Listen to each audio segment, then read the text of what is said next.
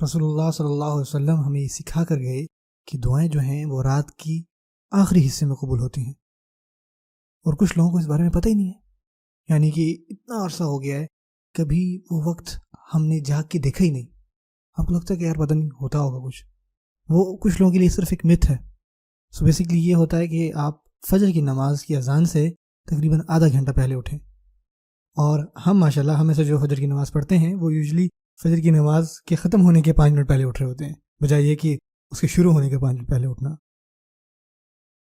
لیکن جب آپ یہ کوشش کرتے ہیں اور اٹھتے ہیں اور اللہ تعالیٰ سے وہ بات کرتے ہیں اور مکالمہ کرتے ہیں، یہ ایک اسپیشل دعا ہوتی ہے.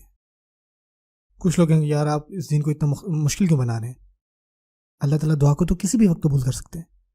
آپ لوگوں کو کیوں کہہ رہے ہیں کہ لوگ صبح 4 بجے اٹھیں؟ کیا مسئلہ آپ کے ساتھ؟ دیکھیں، مثال کے طور پہ اگر آپ کی فلائٹ ہے صبح کے ٹائم یا کام کے لیے، تو آپ تھوڑا جلدی نہیں اٹھیں گے وہاں پہ جانے سے پہلے؟ مثال کے طور پہ آپ کی 5 بجے فلائٹ ہے، آپ صبح 3 بجے اٹھیں گے، آپ گھر سے 3:30 بجے نکل جائیں گے، اور جب آپ جا رہے ہوں گے آپ دیکھیں گے ہر کوئی سویا ہوا ہوگا، حتیٰ کہ جو ہے وہ جو جانور ہیں وہ بھی آپ کو روڈ پہ سوتے ہوئے نظر آئیں گے، ان کو بھی کوئی پرواہ نہیں ہوگی، اور اس وقت آپ ہی جاگ رہے ہیں تقریباً، اور ادھر ادھر دیکھ رہے ہیں اور سوچ رہے ہیں کہ یار رات کا آخری پہر ہے. اور اس وقت آپ سوچ رہے ہوں گے یار اس دنیا میں نے کیا کیا کارنامے کیے، اور سوچیں گے یار میں ایسا کیا کام کرتا ہوں کہ صبح 5 بجے جو ہے مجھے ایئرپورٹ جانا پڑ رہا ہے. مطلب اس طرح کے سوال آ رہے ہوں گے آپ کے. لیکن پھر آپ کو یاد آئے گا کہ یار آپ اسی کام کے لیے 6 مہینے مارے پھر رہے تھے، آپ کو جاب نہیں مل رہی تھی. کیا فجر کی نماز سے 5-10 منٹ پہلے اٹھنا، کیا یہ کوئی بہت زیادہ آپ قربانی دے رہے ہیں؟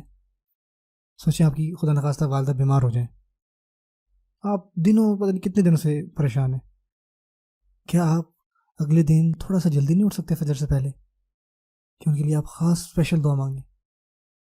ہم ہمیشہ سن رہے ہوتے ہیں کہ خبروں میں کیا چل رہا ہے، لوگ جو ہیں وہ مر رہے ہیں غزہ میں، شام میں، لوگ جو ہے وہ کشمیر میں جو ہیں ان پہ ظلم کیا جا رہا ہے. ہم سب پڑھ رہے ہیں، ہم اس کو پوسٹ کرتے ہیں، ہم اس کو شیئر کرتے ہیں، پڑھتے ہیں، ری ٹویٹ کرتے ہیں. کیا ہم 10 منٹ پہلے بھی اٹھتے ہیں فجر کی نماز سے پہلے کہ ہم ان لوگوں کے لیے خاص دعا کر سکیں؟ اور وہ دعا جو ہے وہ کبھی رد نہیں کی جاتی. ایک اور موقع جس کے بارے میں رسول اللہ صلی اللہ علیہ وسلم نے ہمیں بتایا کہ وہ دعا جو اذان اور اقامت کے درمیان مانگی جاتی ہے. وہ لوگ جن کو ابھی تک میری بات نہیں سمجھ میں آ رہی، اس کا مطلب یہ ہے کہ آپ مسجد میں نماز سے پہلے پہنچتے ہیں. یار نماز سے پہلے مسجد پہنچنا، اور کچھ لوگ سوچ رہے ہیں یار نماز سے پہلے مسجد پہنچنا ہوتا کیسا ہوگا؟ ہمیں تو پتہ ہی نہیں ہے. ہمارا تو یہ حال ہے، ہم اتنے عرصے سے ہماری روٹین ہوگی پہلی یا دوسری رکعت میں ملنے کی، ہم نے تو اقامت ہی بڑے عرصے سے نہیں سنی. ہمارا یہ حال ہے کہ اگر کوئی اقامت ہم سن لیں تو ہم کہیں گے یار یہ تو اذان میں کیا چیزیں بول رہا ہے. بھائی نہیں، یہ اقامت ہے، ہم نے جو ہے بڑے عرصے سے نہیں سنی. ہمیں چاہیے کہ ہم تھوڑا مسجد جلدی جائیں. ہوتا کیا ہے کہ ایک دن آپ جو ہے مسجد جلدی چلے جاتے ہیں، عشاء کی نماز جو ہے وہ 9:15 ہے، آپ 9:05 پہ پہنچ گئے وہاں پہ. اور اصل میں ہوا یہ تھا کہ آپ نے سمجھا تھا کہ نماز جو ہے 9 بجے ہوگی، اور آپ کو لگ رہا تھا کہ میں لیٹ ہو گیا ہوں، اور آپ جو ہے 10 منٹ پہلے آ گئے. آپ آتے ہیں اور شیخ کے پاس بیٹھتے ہیں اور آپ کہتے ہیں کہ شیخ جماعت کیوں نہیں ہو رہی ابھی تک؟